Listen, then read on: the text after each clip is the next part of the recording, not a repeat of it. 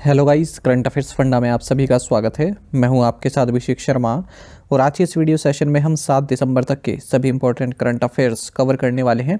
हमेशा की तरह आप इस वीडियो को अंत तक जरूर देखिएगा। आज भी आपको काफ़ी कुछ जानने के लिए मिलेगा।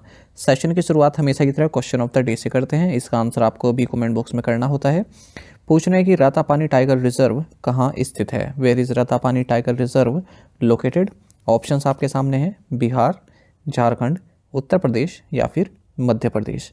तो जल्दी से आप आंसर कर दीजिए, फिर हम आगे बढ़ते हैं। और इसी तरह के क्वेश्चन यदि आप प्रैक्टिस करना चाहते हैं तो हमें टेलीग्राम पर जरूर ज्वाइन करें। करंट अफेयर्स फंडा नाम से हमारा टेलीग्राम चैनल है। देखिए काफ़ी महत्वपूर्ण क्वेश्चन है, बिल्कुल लेटेस्ट टाइगर रिजर्व ये बना है। तो जल्दी से आप आंसर कर दीजिए।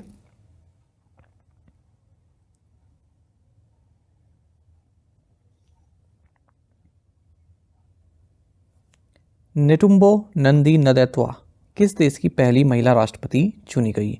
नेटुम्बो Nandi Ndaitwah elected as the first female president of which country. Options आपके सामने हैं और सही आंसर ऑप्शन सी है, नामीबिया। तो नेतुम्बो नंदी नदैत्वा ये नामीबिया की फर्स्ट फीमेल प्रेसिडेंट इलेक्ट बनी है। हाल ही में इलेक्शन हुए नामीबिया में 57% वोट्स इन्होंने सिक्योर किए हैं। इनकी पार्टी का नाम है स्वैपो पार्टी। नामीबिया को 1990 में आज़ादी मिली थी, उसके बाद से ही जो स्वैपो पार्टी है यही शासन करती आ रही है नामीबिया में। ये नामीबिया की 5th प्रेसिडेंट होंगी और फिलहाल ये वाइस प्रेसिडेंट के तौर पर कार्यरत है नामीबिया में फरवरी 2024 से ही। नामीबिया के बारे में बेसिक जानकारी प्राप्त करें तो कैपिटल विंडोक है, करेंसी नामीबियन डॉलर है। For how many consecutive times has the MPC यानी कि monetary policy committee kept the repo rate unchanged at 6.5% as of December 6, 2024? 6 दिसंबर 2024 तक MPC मॉनेटरी पॉलिसी कमेटी ने लगातार कितनी बार रेपो दर को 6.5% पर अपरिवर्तित रखा है। ऑप्शंस आपके सामने हैं, सही आंसर ऑप्शन सी है, 11 times. Reserve bank of India की मॉनेटरी पॉलिसी कमेटी ने 6 दिसंबर 2024 को ये निर्णय लिया है कि जो पॉलिसी रेपो रेट है उसको हम अनचेंज रखेंगे 6.50% पर। और ऐसा 11वीं बार लगातार है जब जो ये पॉलिसी रेपो रेट है इसको अनचेंज रखा गया है 6.50% पर। तो एमपीसी की मीटिंग 4 से 6 दिसंबर के बीच में हुई है और जो एमपीसी मेंबर्स हैं 6 मेंबर्स होते हैं, तो 4 लोग इसके फेवर में थे कि हाँ अनचेंज रखा जाए, 2 लोग इसके फेवर में नहीं थे। तो मेजोरिटी की बात मानी जाती है, तो इसलिए 6.50% पर अनचेंज्ड रखा है। अच्छा, यहाँ पर आपको ये जानना चाहिए एग्जाम पॉइंट ऑफ व्यू से कि लास्ट टाइम जब रिजर्व बैंक ऑफ इंडिया की मॉनेटरी पॉलिसी कमेटी ने इस रेट को बढ़ाया था 6.5% किया था, ये बात है फरवरी 2023 की। तो इस तरह से भी क्वेश्चन पूछ लेते हैं कि लास्ट टाइम कब बढ़ाई गई थी। Standing deposit facility STF rate 6.25% ही रहेगा। Marginal standing facility MSF rate और बैंक रेट भी 6.75% ही रहने वाला है। ये सभी टर्म्स मैंने आपको बैंकिंग अवेयरनेस कोर्स में बताई हुई हैं। RBI की जो मॉनेटरी पॉलिसी कमेटी है, इन्होंने डिसाइड किया है कि हम अपना जो स्टैंड है उसको न्यूट्रल रखेंगे। न्यूट्रल मतलब हम बढ़ा भी सकते हैं रेपो रेट को और घटा भी सकते हैं। और हमारा जो टारगेट है वो इन्फ्लेशन कंट्रोल करना है 4% पर और ग्रोथ को सपोर्ट करना है।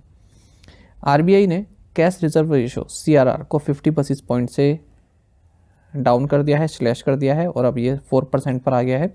इससे पहले 4.5% पर था। और CRR आपको बता दें, देखिए बैंक का जो टोटल डिपॉजिट होता है उसका कुछ हिस्सा, कुछ परसेंटेज RBI के पास उसको रखना पड़ता है लिक्विड कैश फॉर्म में। तो अब RBI ने इस रेट को डाउन कर दिया है, 4% कर दिया है। इसका मतलब अब RBI को जो कुछ हिस्सा है अपने डिपॉजिट का RBI के साथ वो थोड़ा कम रखना पड़ेगा। तो बैंक के पास थोड़ा और ज़्यादा पैसा होगा तो लिक्विडिटी बढ़ेगी मार्केट में। पॉलिसी पैनल ने, मॉनेटरी पॉलिसी कमेटी ने GDP ग्रोथ एस्टिमेट जो है फिस्कल 2025 के लिए उसको 6.6% कर दिया है, पहले 7.2% बताया हुआ था। साथ ही जो रिटेल इन्फ्लेशन फोरकास्ट है उसको 4.8% बता दिया है, पहले 4.5% बताया था। यानी कि ग्रोथ स्लो रहेगी, इन्फ्लेशन बढ़ेगी। कंज्यूमर प्राइस बेस्ड इन्फ्लेशन या रिटेल इन्फ्लेशन इन्होंने आपको जानना चाहिए कि 14 महीने के हाई पर पहुंच गया अक्टूबर 2024 में। हाल ही में डेटा आया था 6.21% ये रहा है, ठीक है, जबकि सितंबर में 5.5% था। इंडिया की जो GDP ग्रोथ है फिस्कल 25 के सेकेंड क्वार्टर में ये 5.4% ही रही है। पिछले 2 सालों में सबसे लोवेस्ट है ये। Who were sworn in as deputy chief ministers of Maharashtra, Maharashtra के उप मुख्यमंत्री के रूप में किसने शपथ ली? राइट आंसर ऑप्शन ए, एकनाथ शिंदे एंड अजीत पवार। भारतीय जनता पार्टी के जो लेजिस्लेटिव पार्टी लीडर हैं देवेंद्र फडणवीस, ये महाराष्ट्र के 21st चीफ मिनिस्टर बने हैं और ये तीसरी बार है जब फडणवीस महाराष्ट्र के सीएम के रोल में दिखेंगे। इनसे पहले जो सीएम थे एकनाथ शिंदे और अजीत पवार, नेशनलिस्ट कांग्रेस पार्टी के प्रेसिडेंट अजीत पवार, ये दोनों ही डिप्टी चीफ मिनिस्टर बनाए गए हैं। अच्छा, एक जो योजना थी जिसने काफ़ी अहम रोल अदा किया है इन इलेक्शंस में, लड़की बहन योजना, तो इसमें इनकी सरकार 1500 रुपये राशि बढ़ाकर 2100 रुपये पर मंथ करने वाली है महिलाओं के लिए। साथ ही फडणवीस ने 5 लाख रुपए की फाइनेंशियल एड भी अप्रूव कर दी है ट्रांसप्लांट सर्जरी के लिए। महायुति आप सभी जानते हैं, भारतीय जनता पार्टी और जो भी और भी पार्टी हैं, शिवसेना है, अजीत पवार की, एनसीपी, इन सबको महायुति बोलते हैं। तो इन्होंने महाराष्ट्र इलेक्शन में जो 288 सीट्स पर इलेक्शन हुए थे, यहाँ महायुति ने 230 सीट्स जीती हैं। सबसे ज़्यादा बीजेपी ने जीती 132, फिर शिवसेना 57, फिर एनसीपी ने 41। When is the international civil aviation day celebrated? अंतर्राष्ट्रीय नागरिक उड्डयन दिवस कब मनाया जाता है? राइट आंसर ऑप्शन बी, 7 दिसंबर। इंटरनेशनल सिविल एविएशन डे ये हर साल 7 दिसंबर को मनाया जाता है और इस डे को 1994 में इस्टेब्लिश किया गया था international civil aviation organisation ICAO की 50th एनिवर्सरी के रूप में। और यूनाइटेड नेशन जनरल असेंबली ने हालांकि इसको ऑफिशियली रिकॉग्नाइज किया था 1996 में। 2024 में इस इंटरनेशनल सिविल एविएशन डे का थीम रहेगा safe skies sustainable future together for the next 80 years. जो ये ICAO है, इसका हेडक्वार्टर्स भी एग्जाम में पूछा जाता है, मॉन्ट्रियल कनाडा में है। Which state government launch mission Himveer? किस राज्य सरकार ने मिशन हिमवीर लॉन्च किया? Right answer option D, Arunachal Pradesh. तो जो अरुणाचल प्रदेश है, इसने मिशन अरुण हिमवीर लॉन्च किया है। इसके लिए मेमोरेंडम ऑफ अंडरस्टैंडिंग साइन किया गया Arunachal Pradesh agriculture marketing board और इंडो तिब्बतन बॉर्डर पुलिस और नॉर्थ ईस्ट फ्रंटियर के बीच में। इस मौके पर अरुणाचल प्रदेश के चीफ मिनिस्टर पेमा खांडू भी मौजूद रहे। तो इसमें क्या होगा, जो भी अरुणाचल प्रदेश से जो लोकल्स हैं, लोकल फार्मर्स हैं, सेल्फ हेल्प ग्रुप्स हैं, फार्मर प्रोड्यूसर्स ऑर्गेनाइजेशंस हैं, फार्मर कोऑपरेटिव्स हैं, इन लोगों से fruits, vegetables, meat, poultry products लिए लिए जाएंगे और ITBP को सप्लाई किए जाएंगे। In which event did India's Pawan Kampeli win the bronze medal at the 2024 Asian esports games? 2024 Asian esports games में भारत के पवन कंपेली ने किस स्पर्धा में कांस्य पदक जीता है? राइट आंसर ऑप्शन बी, ई फुटबॉल। देखिए, इंडिया के जो पवन कंपेली हैं, इन्होंने ब्रॉन्ज मेडल जीता है ई फुटबॉल में, जो कि हमारे देश का फर्स्ट एवर मेडल है इस इवेंट में। और ये प्रतियोगिता हुई है 2024 Asian e sports game Bangkok, Thailand में, और इसको कराया गया एशियन इलेक्ट्रॉनिक स्पोर्ट्स फेडरेशन के द्वारा। इन गेम्स में थाईलैंड टॉप पर रहा है, 2 गोल्ड मेडल इसने जीते हैं। भारत चौथे नंबर पर रहा है 1 ब्रॉन्ज मेडल के साथ। आपको यहाँ ये जान लेना चाहिए कि International Olympic Committee Olympic esports games Saudi Arabia में 2025 में होस्ट करने वाली है। पहली बार होंगे Olympic sports games. Where was the international Gita Mahotsav 2024 inaugurated by the chief minister of Haryana? अंतर्राष्ट्रीय गीता महोत्सव 2024 का उद्घाटन हरियाणा के मुख्यमंत्री द्वारा कहाँ किया गया? Right answer option D, Kurukshetra. Haryana के चीफ मिनिस्टर नायब सिंह सैनी ने इंटरनेशनल गीता महोत्सव को इनोग्रेट किया है ब्रह्म सरोवर के तट पर कुरुक्षेत्र में। United Republic of Tanzania partner country है इस इंटरनेशनल गीता महोत्सव के लिए और उड़ीसा पार्टनर स्टेट है। हरियाणा के गवर्नर बंडारू दत्तात्रेय हैं। India and which country signed MOU to establish joint commission for cooperation? Bharat और किस देश ने सहयोग के लिए संयुक्त आयोग स्थापित करने के लिए समझौता ज्ञापन पर हस्ताक्षर किए हैं? Right answer option B, Kuwait. तो देखिए, external affairs minister S Jaishankar और कुवैत के जो फॉरेन मिनिस्टर हैं अब्दुल्ला अली अल यहया, इन्होंने एक मेमोरेंडम ऑफ अंडरस्टैंडिंग साइन किया है जिसके तहत एक joint commission for cooperation establish किया जाएगा फॉरेन मिनिस्टर्स लेवल पर। तो कई तरह के जैसे ट्रेड से संबंधित, investment, education, technology, agriculture, security, culture, इन सभी से संबंधित जो भी आगे के काम है दोनों देशों को मिलकर जो करने हैं उनके बारे में चर्चा की जाएगी फॉरेन मिनिस्टर्स लेवल पर। Telangana became which state to join the centre's mineral auction regime? Telangana केंद्र की खनिज नीलामी व्यवस्था में शामिल होने वाला कौन सा राज्य बन गया है? Right answer option C 14th। तो मिनिस्ट्री ऑफ माइंस ने हाल ही में तेलंगाना को भी अपने साथ ले लिया है मिनरल ऑक्शन रेजिम में। अब जो मिनरल्स है ना, जो उनकी माइंस होती हैं, उनकी ऑक्शन किए जाते हैं, ठीक है, तो उसमें तेलंगाना नहीं था शामिल, तो तेलंगाना को भी अपने साथ शामिल कर लिया है सेंट्रलाइज लेवल पर। और तेलंगाना इस तरह से 14th स्टेट बन गया है जो सेंट्रल का मिनरल ऑक्शन रेजिम है उसका हिस्सा बन गया है। तो 2 माइंस थी लाइम स्टॉक संबंधित, एक तो सुल्तानपुर में, एक सैदुलनामा में, तो ये ऑक्शन की गई और एनसीएल इंडस्ट्रीज और डेक्कन सीमेंट के पास इनके राइट्स गए हैं। जैसे कोई आम का बाग है, ठीक है, तो एक तो ये होता है कि आपने अपनी मनमर्जी से किसी को दे दिया, एक ये होता है कि बिड लगाए, कई लोगों ने बिड लगाए और बिडिंग प्रोसेस चली और जिसने सबसे ज़्यादा पैसा दिया उस आम के बाग का, उसको हमने बाग दे दिया। तो इस तरह से ऑक्शन यहाँ पर हुआ है।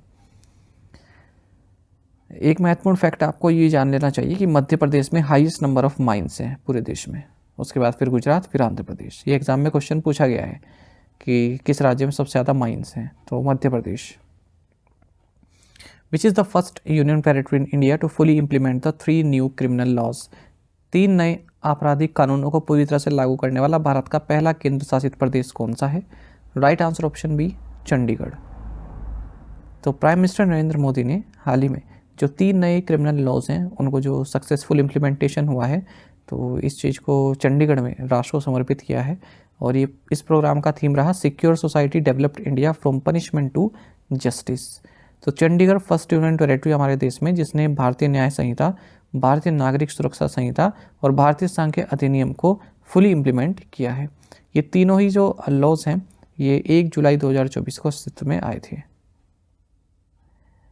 ई वार्ता फैसिलिटी भी चंडीगढ़ में लॉन्च की गई है पुलिस, जुडिशरी, फॉरेंसिक और प्रोसिक्यूशन एंड जेल के बीच में इंटरऑपरेबल क्रिमिनल जस्टिस सिस्टम के माध्यम से। टू द पॉइंट क्वेश्चन और उनके आंसर देख लेते हैं। Titan company owns which jewellery brand? Tanishq. Rapid Support Forces is active in which country? Sudan. When was the Places of Worship Special Provisions Act enacted? 1991। Which country recently declared an emergency martial law and then lifted it? South Korea. Jay Shah recently took office as chairman of the International Cricket Council. How many Indians have done it before him? Answer is 4. आप में से कई aspirants ने बिल्कुल सही answer किया है। इसी तरह से आप पार्टिसिपेट करते रहिए। चलिए आज के असाइनमेंट क्वेश्चंस देख लेते हैं। Where is Notre Dame Cathedral, who sworn in as Sri Lanka's 48th Chief Justice? Which state to implement Right to Bharosa scheme? Where was the Red Sea International Film Festival held? The World Chess Championship Tournament is currently underway in which city? तो इन 5 questions के answer आपको comment box में करने हैं। यदि एक question का answer भी आता है तो भी आप हमें कमेंट बॉक्स में अवश्य बताइएगा। साथ ही आपको बता दें बैंकिंग अवेयरनेस कोर्स हमारा करंट अफेयर्स फंडा ऐप पर अवेलेबल है और कंप्लीट बैंकिंग अवेयरनेस हमने आपको इसमें प्रोवाइड कराई है।